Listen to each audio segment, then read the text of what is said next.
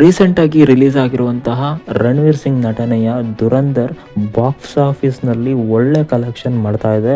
ಅದರ ಒಂದು ಬಾಕ್ಸ್ ಆಫೀಸ್ನ ನಾಗಾಲೋಟ ಮುಂದುವರ್ಸ್ಕೊಂಡು ಹೋಗ್ತಾ ಇದೆ. ಫಿಲಮ್ನ ಡೈರೆಕ್ಷನ್ ಮಾಡಿರೋದು ಆದಿತ್ಯ ದರ್. ಇವರು ಈ ಒಂದು ಫಿಲಮ್ನ ಡೈರೆಕ್ಷನ್ ಜೊತೆಗೆ ಈ ಒಂದು ಫಿಲಮ್ಗೆ ಕೋ ಪ್ರೊಡ್ಯೂಸರ್ ಕೂಡ ಆಗಿದ್ದಾರೆ. ಆದಿತ್ಯ ದರ್ ಬೇರೆ ಯಾರೂ ಅಲ್ಲ, ಉರಿ ದ ಸರ್ಜಿಕಲ್ ಸ್ಟ್ರೈಕ್ ಫಿಲಮ್ನ ಡೈರೆಕ್ಷನ್ ಮಾಡಿದ್ದು ಕೂಡ ಇವರೇ. ಈ ಒಂದು ಫಿಲಮು ರಿಲೀಸ್ ಆದಮೇಲೆ ಮಾತ್ರ ಅಲ್ಲ, ರಿಲೀಸ್ ಆಗೋಕ್ಕೂ ಮುಂಚೆಯಿಂದನೂ ನ್ಯೂಸಲ್ಲಿದೆ.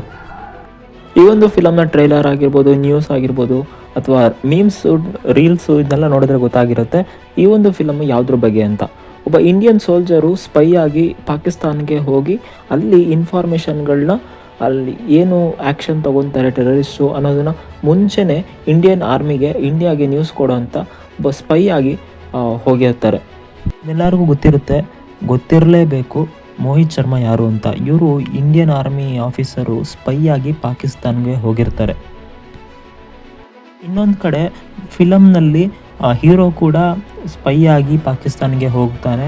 ಅಲ್ಲಿ ಇನ್ಫಾರ್ಮೇಷನ್ನ ಕಲೆಕ್ಟ್ ಮಾಡ್ಕೊಂಡು ಅಲ್ಲೇ ಪಾಕಿಸ್ತಾನಿಯಾಗಿದ್ದು ಅಲ್ಲೇ ಒಂದು ಉಗ್ರರ ವಿರುದ್ಧ ಹೋರಾಟ ಮಾಡೋದು ಸ್ಟೋರಿ ಲೈನ್ ಇರೋದು. ಸೊ ಇಲ್ಲಿ ಮೋಹಿತ್ ಶರ್ಮಾ ಅವ್ರ ಫ್ಯಾಮಿಲಿಯವರು ನಮ್ಮ ಮಗಂದ ಸ್ಟೋರಿನ ವಿತೌಟ್ ಅವರ್ ಪರ್ಮಿಷನ್ನು ಇವರು ಕಥೆಯಾಗಿ ತೊಗೊಂಡಿದ್ದಾರೆ. ಸೊ ಒಂದು ಕಮರ್ಷಿಯಲ್ಲಾಗಿ ದುಡ್ಡು ಮಾಡೋದಕ್ಕೆ ನನ್ನ ಮಗನ ಲೈಫ್ ಸ್ಟೋರಿನ ತೊಗೊಂಡಿದ್ದಾರೆ, ಅದು ನಮ್ಮ ಒಂದು ಪರ್ಮಿಷನು ಇಲ್ಲದೆ ಅಂತ ಕೋರ್ಟಿಂದ ಸ್ಟೇ ತೊಗೊಂಬರ್ತಾರೆ ಈ ಒಂದು ಫಿಲಮ್ನ ರಿಲೀಸ್ ವಿರುದ್ಧ.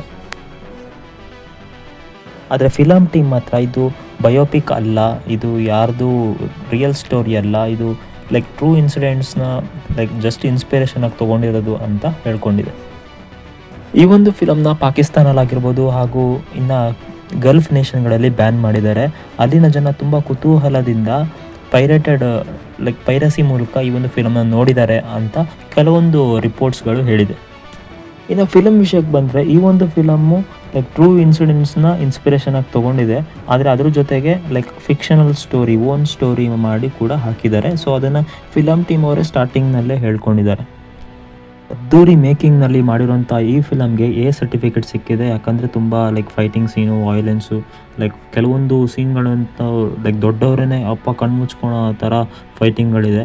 ಸೊ ಆ ರೇಂಜಿಗೆ ಫೈಟ್ ಸೀನ್ ಇದೆ. ಸೊ ಈ ಒಂದು ಫಿಲಮ್ನ ರನ್ ಟೈಮ್ ಬಂದು 3.5 ಗಂಟೆ ಇದೆ. ಫಿಲಮು 3.5 ಗಂಟೆ ಇದ್ರೂ ಫಿಲಮ್ ಎಲ್ಲೂ ಕೂಡ ಬೋರ್ ಹೊಡಿಸಲ್ಲ. ಸೋಷಿಯಲ್ ಮೀಡಿಯಾದಲ್ಲಿ ಅಕ್ಷಯ್ ಖನ್ನನ ತುಂಬಾ ಪ್ರೈಸ್ ಮಾಡಿದ್ದಾರೆ. ಯಾಕಂದರೆ ಅವ್ರ ಆ್ಯಕ್ಟಿಂಗು, ಅವರ ಒಂದು ಎಂಟ್ರಿ ಆಗಿರ್ಬೋದು ಎಲ್ಲ ಸೂಪರ್ ಆಗಿದೆ. ಅದ್ರ ಜೊತೆಗೆ ಅದೇ ರೀತಿ ರಣವೀರ್ ಸಿಂಗ್ ಅವ್ರದ್ದು ಕೂಡ ತುಂಬ ಸಖತ್ತಾಗಿ ಆ್ಯಕ್ಟಿಂಗ್ ಮಾಡಿದ್ದಾರೆ. ಫಿಲಮು ಲಾಸ್ಟ್ವರೆಗೂ ಎಂಗೇಜಿಂಗ್ ಆಗೇ ಇರುತ್ತೆ. ಸಂಜಯ್ ದತ್ ಅವರ ಎಂಟ್ರಿ ಕೂಡ ಇರುತ್ತೆ, ಅವರು ಕೂಡ ಒಂದು ಮೇಯ್ನ್ ರೋಲ್ನಲ್ಲಿ ಈ ಒಂದು ಫಿಲಮ್ನಲ್ಲಿ ಆ್ಯಕ್ಟ್ ಮಾಡಿದ್ದಾರೆ.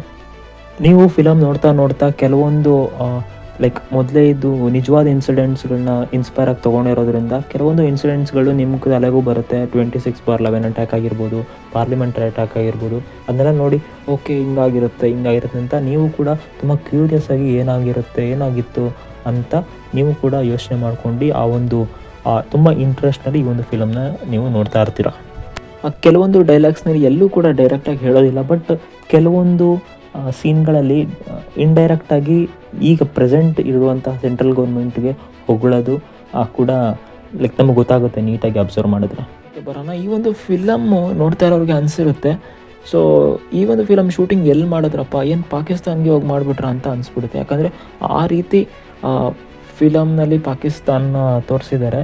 ಯಾಕಂದರೆ ಮೆಜಾರಿಟಿ ಸೀನ್ಗಳು ಫುಲ್ ನಡೆಯೋದು ಪಾಕಿಸ್ತಾನಲ್ಲೇ, ಕೆಲವೊಂದು ಸೀನ್ ಅಷ್ಟೇ, ತುಂಬ ಕಡಿಮೆ ಸೀನ್ಗಳು ಇಂಡಿಯಾದಲ್ಲಿ ನಡೆಯೋದು.